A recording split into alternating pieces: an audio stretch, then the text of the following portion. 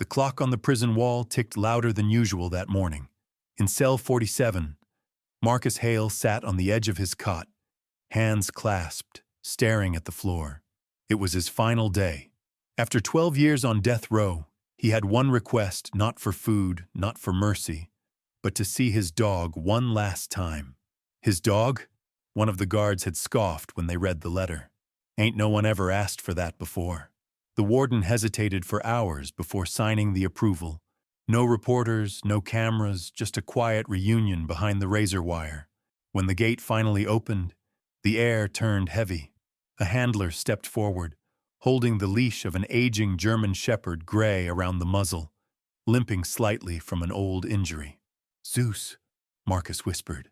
The dog froze. Then for the first time in years, he barked. A sound so full of recognition, it made even the guards turn away.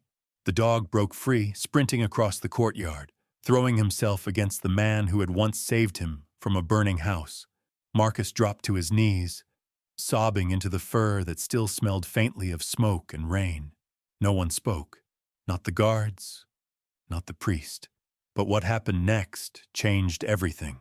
Because when they went to take Marcus back to his cell, Zeus refused to let go. "Stay with me until the end." Because what that dog did in the next 10 minutes would leave every officer in that prison questioning justice itself. Before we begin, don't forget to like this video, hit subscribe, and comment where you're watching from. Now let's get into it. To understand what makes this story so extraordinary, we need to go back to where it all began. 3 years before his arrest, Marcus Hale was a different man entirely. He worked construction by day, coached Little League on weekends, and lived alone in a modest house on Elm Street. The kind of guy who waved to neighbors and fixed their broken fence posts without being asked. But on a cold February night, everything changed when he heard the screams. The house across the street was engulfed in flames. Black smoke poured from every window while sirens wailed in the distance. The family had made it out, standing helpless on the sidewalk as their home disappeared before their eyes. But then 8-year-old Sarah Miller let out a cry that pierced through the chaos. "Zeus is still inside. My dog is still inside." The fire department wasn't there yet. Every second counted. Without hesitation, Marcus grabbed a sledgehammer from his truck and smashed through the back door. The heat hit him like a wall, but he pushed deeper into the inferno, following the desperate barking that echoed from somewhere upstairs. He found Zeus trapped under a fallen beam in the master bedroom, whimpering and struggling to breathe. The ceiling was about to collapse. Marcus lifted that burning timber with his bare hands, feeling his skin blister as he freed the terrified animal. He carried Zeus down those stairs through smoke so thick he couldn't see, his own feet stumbling and gasping until they both collapsed on the front lawn. The paramedics rushed Marcus to the hospital with second-degree burns covering 30% of his body. But the first thing he asked about wasn't his own injuries. It was whether the dog was okay. Zeus had suffered smoke inhalation and a broken leg, but he survived. And from that day forward, something unbreakable formed between them. The Miller family, overwhelmed with medical bills from their own recovery, couldn't afford the veterinary costs. Marcus stepped in without being asked, paying for surgery, rehabilitation, everything Zeus needed to walk again. But here's where the story takes an unexpected turn. The Miller family decided they couldn't keep Zeus anymore. The trauma of the fire, the stress of rebuilding their lives, the constant reminder of that terrible night, it was too much. They needed a fresh start, so they asked Marcus if he would take Zeus permanently. For the next 3 years, those two were inseparable. Marcus would come home from construction sites covered in dust and exhaustion, but Zeus would be there waiting by the door, tail wagging, ready for their evening walk around the neighborhood. They'd sit on the porch every night, Marcus reading the paper while Zeus rested his head on his owner's boots. The bond they shared was something deeper than typical pet ownership. Zeus had looked death in the face, and Marcus had pulled him back. There's something sacred about saving a life, something that creates loyalty beyond understanding. Everyone in the neighborhood knew them as a pair. You didn't see one without the other. But life has a way of destroying even the most beautiful things. On March 15, 2019, Margaret Chen was found dead in her downtown apartment. Robbery gone wrong, the police said. The evidence seemed to point in one direction. Marcus Hale had been doing renovation work in her building that week. His tools were found near the scene. A witness claimed to have seen him arguing with Margaret about payment for his services. The case moved fast. Too fast, some would later argue. The district attorney was facing re-election. The media was demanding answers, and Marcus Hale became the perfect suspect. A working-class guy with no high-powered lawyer, no political connections, no one to fight for him except an overworked public defender who barely had time to review the case files. The trial lasted 8 days.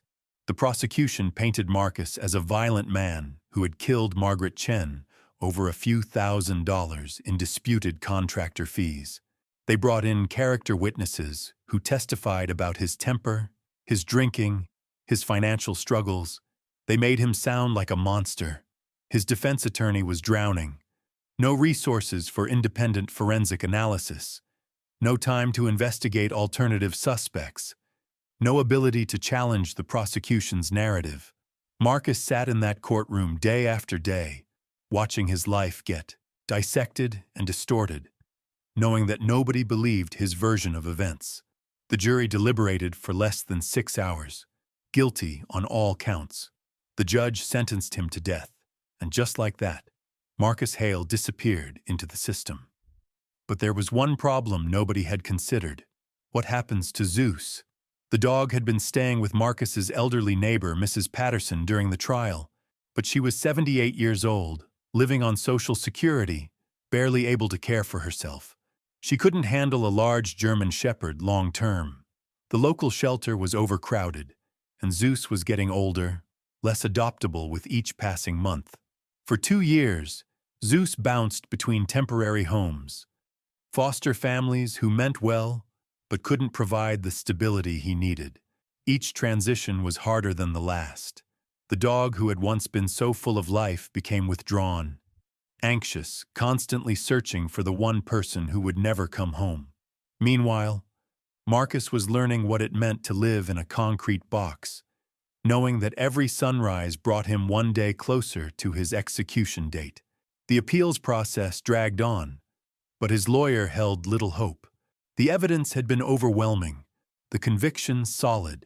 All Marcus could do was wait for the inevitable, but he never stopped thinking about Zeus in those long, sleepless nights.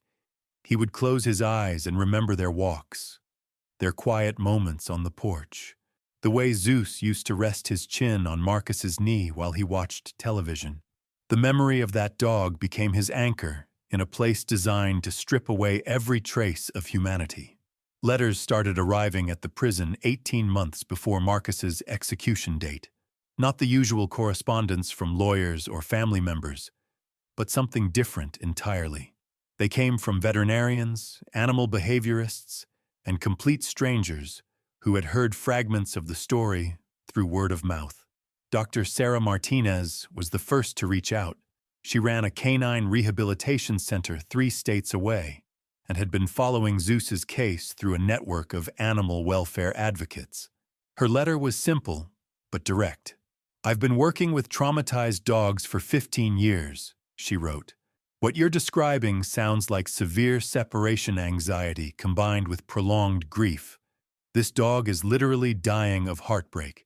The warden, Robert Hayes, had initially dismissed these letters as the ravings of animal rights activists.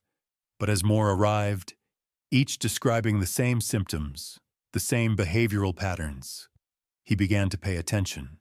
Zeus wasn't just missing his owner. According to multiple professional opinions, the dog was experiencing a psychological breakdown that mirrored human depression. Mrs. Patterson had been sending weekly updates, and they painted a devastating picture. Zeus had stopped eating regularly. He would sit by the front door for hours, whimpering softly. Whenever a construction truck drove past the house, he would sprint to the window, tail wagging frantically. only to collapse in disappointment when Marcus didn't emerge. The most heartbreaking detail came in a letter from Zeus's current foster family, the Hendersons. They described how the dog would carry one of Marcus's old work boots around the house, never letting it out of his sight. At night, he would curl up next to that boot, using it as a pillow. "We've tried everything," Mrs. Henderson wrote. "New toys, different foods, other dogs for companionship. Nothing works. It's like he's waiting for someone who's never coming home." But the letter that changed everything came from an unexpected source. Dr. Emily Richardson was a forensic psychologist who specialized in criminal cases, and she had been following Marcus's appeals process. Her letter wasn't about Zeus at all. "I've reviewed the trial transcripts," she wrote to Warden Hayes. "There are significant inconsistencies in the timeline that were never properly investigated. The witness testimony doesn't align with the physical evidence. This case deserves a second look." Hayes had seen enough wrongful conviction cases to know the signs. Rushed investigations, overworked defense attorneys, prosecutors more interested in closing cases than finding truth. But Dr. Richardson's letter included something that made his blood run cold. She had uncovered evidence that Margaret Chen's ex-boyfriend had been stalking her in the weeks before her death. Police reports that were somehow never submitted during Marcus's trial showed a pattern of harassment, threats, even a restraining order that had been filed just days before the murder. The ex-boyfriend's name was David Morrison, and according to Dr. Richardson's research, he had skipped town immediately after Margaret's death, moving to another state where he had no ties, no job prospects, no logical reason to relocate unless he was running from something. Hayes spent the next 3 days reading and rereading every document Dr. Richardson had sent.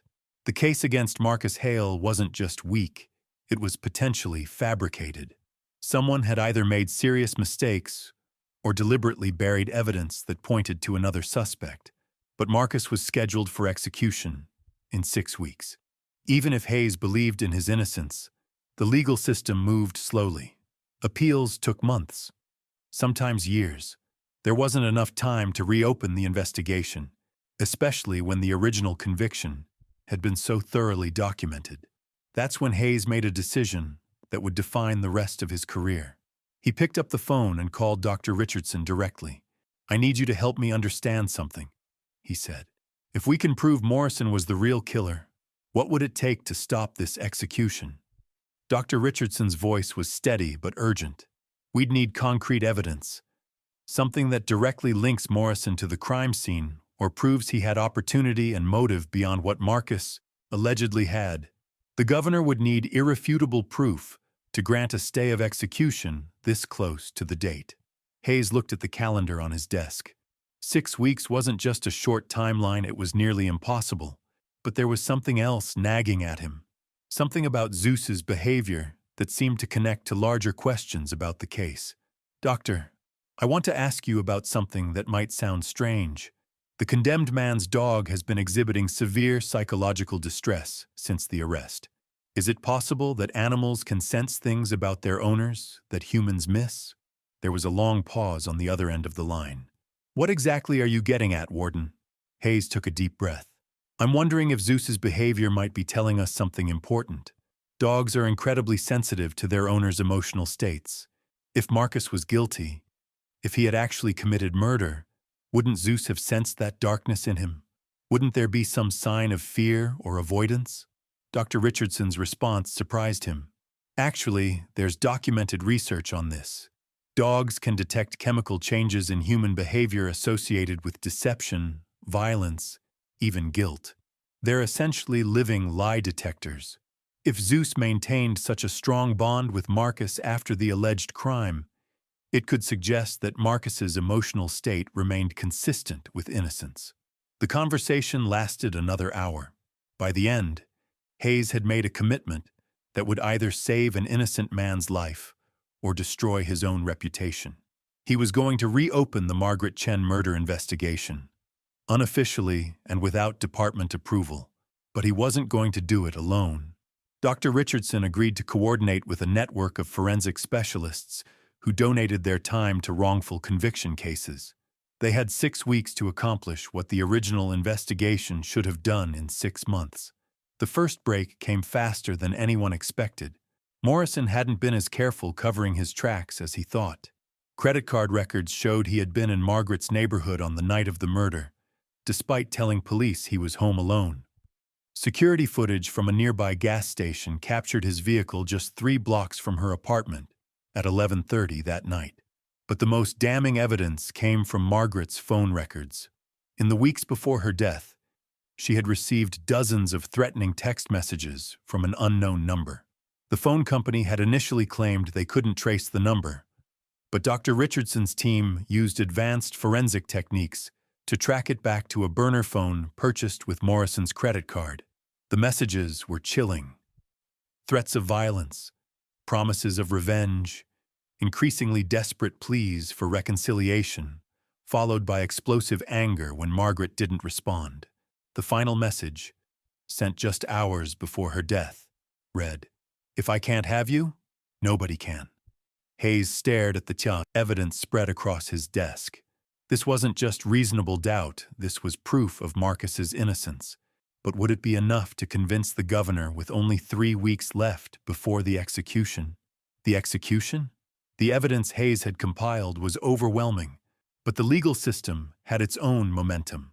3 weeks before Marcus's scheduled execution, the governor's office received what they called the package. 47 pages of forensic analysis, witness statements, phone records, and security footage that painted a completely different picture of Margaret Chen's final night. Governor Patricia Walsh had built her career on being tough on crime. She had never granted clemency to a death row inmate, and the political pressure was immense. Her advisors warned that overturning such a high-profile conviction this close to an election would be career suicide. But Walsh had something most politicians lacked: a conscience. She spent 3 sleepless nights reviewing every document, every photograph, every piece of evidence that Dr. Richardson's team had uncovered. The case against David Morrison wasn't just compelling, it was ironclad. The man had motive, opportunity, and a documented history of violence against Margaret Chen that had somehow been completely overlooked during the original investigation. Meanwhile, Zeus's condition continued to deteriorate. The Hendersons had rushed him to the emergency veterinary clinic twice in the past month. The dog was refusing food, losing weight at an alarming rate, and exhibiting behaviors that veterinarians could only describe as profound grief. Dr. Martinez had driven 3 states to examine Zeus personally.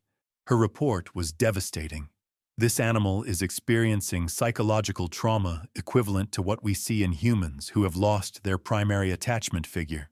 Without intervention, I believe Zeus will die within weeks, not from any physical ailment, but from what can only be described as a broken heart. The report landed on Warden Hayes's desk the same morning he received a call from the governor's office. Patricia Walsh wanted to meet with him personally, away from cameras and political advisors.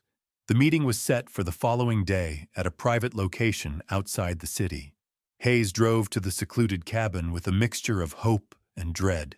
He had staked his entire career on this investigation, and if the governor rejected their findings, Marcus Hale would die in 14 days.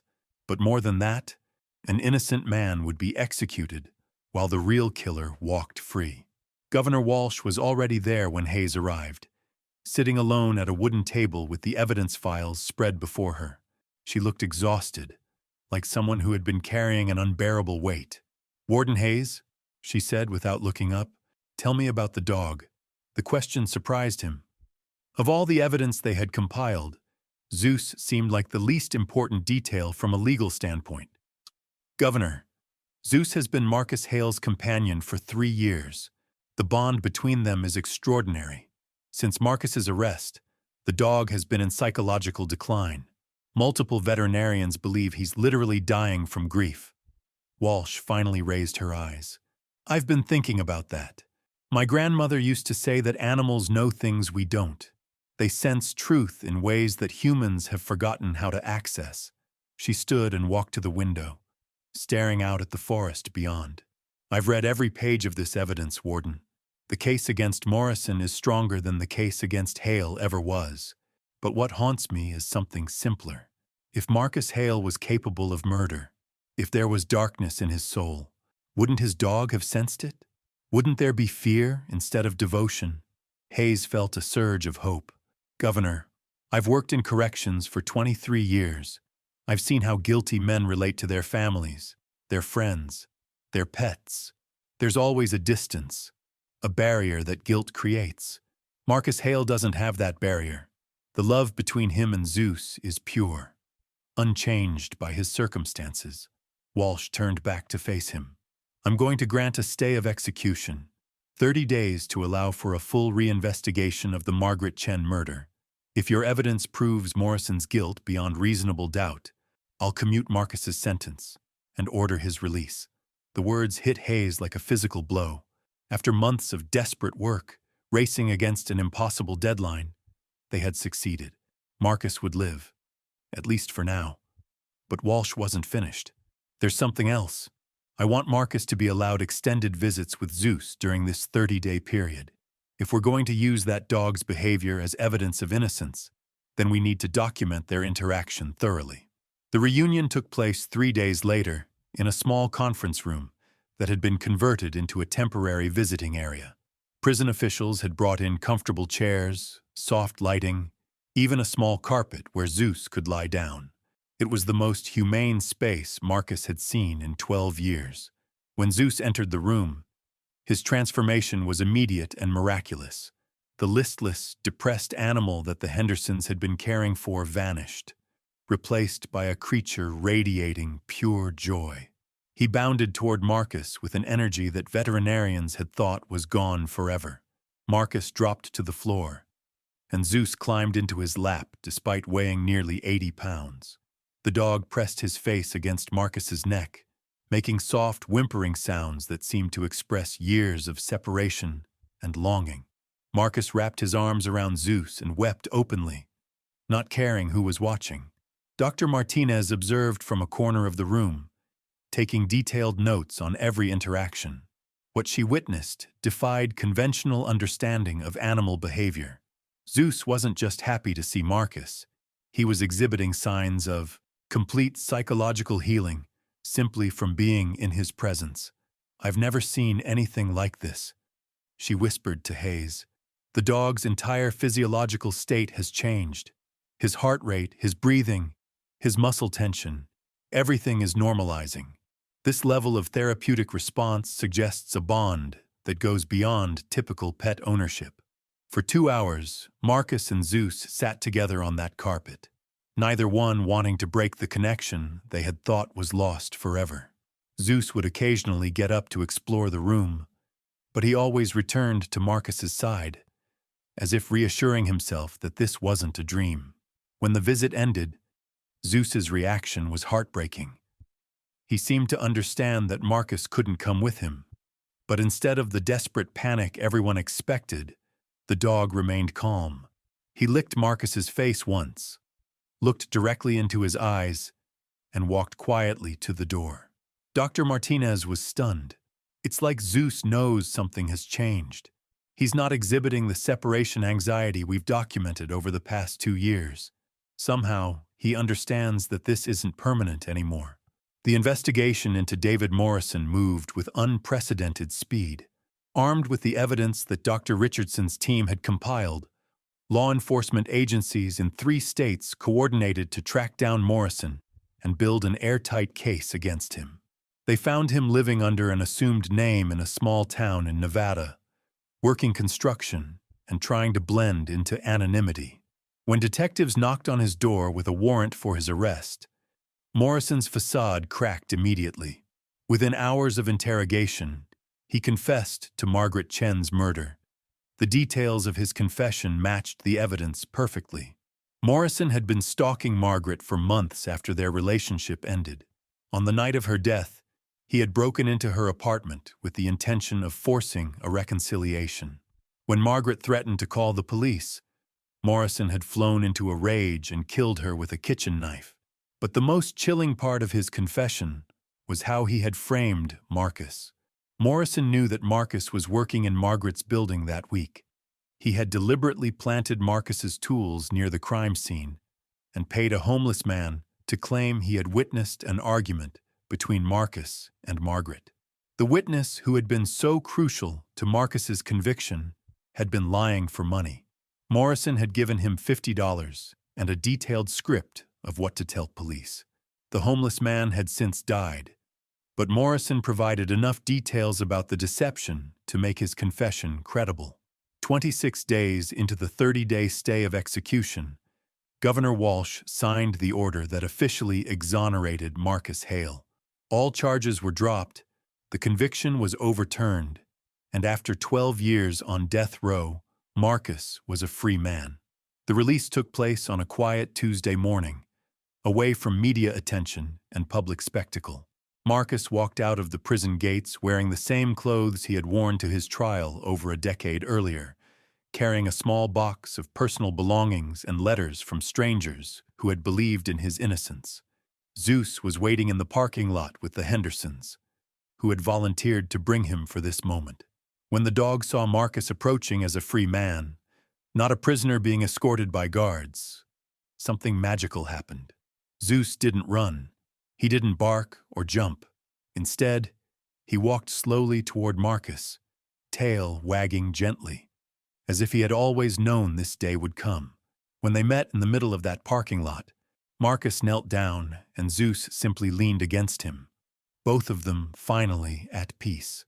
The media coverage that followed focused on the legal aspects of the case, the forensic evidence that had proven Morrison's guilt, the systemic failures that had led to a wrongful conviction. But those who witnessed the reunion between Marcus and Zeus knew that the real story was simpler and more profound. Sometimes justice comes through evidence and legal procedures. Sometimes it comes through the unwavering loyalty of a dog who refused to believe that the man who saved his life could be capable of taking another's. Dr. Martinez published a paper about Zeus's behavior that revolutionized understanding of the human-animal bond in criminal cases. She argued that animals might serve as character witnesses in ways that traditional testimony could not, providing insights into human nature that courtrooms had never considered. Marcus and Zeus moved to a small town 3 hours away, where Marcus found work as a carpenter, and Zeus spent his days following construction crews around job sites. The local newspaper ran a small story about the man and his dog who had survived the unthinkable, but mostly they were left alone to rebuild the life that had been stolen from them. Every evening, they would sit on the porch of Marcus's small rental house, watching the sunset and listening to the sounds of a neighborhood where no one knew their story. Zeus would rest his head on Marcus's boots, and Marcus would read the paper, just like they had done all those years ago before everything changed. But there was something different now, something deeper in their connection. They had both faced the ultimate test of loyalty and love, and they had emerged unbroken. Zeus had waited 12 years for his owner to come home. Marcus had never stopped believing that someday, somehow, they would be together again. The case of Marcus Hale and Zeus became a landmark in criminal justice reform, cited in law schools and veterinary programs as evidence that truth has many forms. Sometimes it comes through DNA analysis and witness testimony. Sometimes it comes through the behavior of a dog who knows, with absolute certainty, that the person he loves could never be capable of evil. But the story doesn't end with freedom, because what Marcus and Zeus faced next would test their bond in ways that 12 years of separation never could. The world Marcus stepped into was nothing like the one he had left behind. Technology had evolved beyond recognition. Cell phones were computers now. Cars drove themselves. Even simple tasks like buying groceries required navigating systems that didn't exist when he was arrested. The psychological impact hit harder than anyone anticipated. Marcus would wake up in cold sweats, convinced he was still in his cell. The sound of doors closing would send him into panic attacks. Open spaces felt overwhelming after years of concrete walls and limited movement. Zeus became his anchor in this strange new reality. The dog seemed to understand that his owner was struggling with more than just physical freedom. When Marcus would freeze in grocery store aisles, overwhelmed by choices and crowds, Zeus would gently press against his legs, grounding him back to the present moment. Dr. Martinez documented their adjustment process, amazed by how Zeus adapted his behavior to meet Marcus's evolving needs. The dog had essentially become a therapy animal without any formal training, responding to trauma symptoms with an intuitive understanding that professionals spent years learning. 3 months after his release, Marcus received a phone call that changed everything again. David Morrison had been found dead in his Nevada jail cell, an apparent suicide. He had left behind a detailed confession that filled in gaps the original investigation had missed. Morrison's final letter revealed the true scope of his obsession with Margaret Chen. He had been planning her murder for weeks, carefully studying Marcus's work schedule to frame him for the crime. The level of premeditation was chilling, but it also provided the closure that Marcus had never expected to receive. The state offered Marcus a settlement of $12 million for his wrongful conviction. It was more money than he could have earned in 3 lifetimes, but it felt hollow. No amount of compensation could return the years that had been stolen, the relationships that had been destroyed, the simple moments of freedom that could never be recovered. Marcus used a portion of the settlement to establish the Zeus Foundation, a nonprofit organization dedicated to investigating wrongful convictions and supporting exonerated individuals during their transition back to society.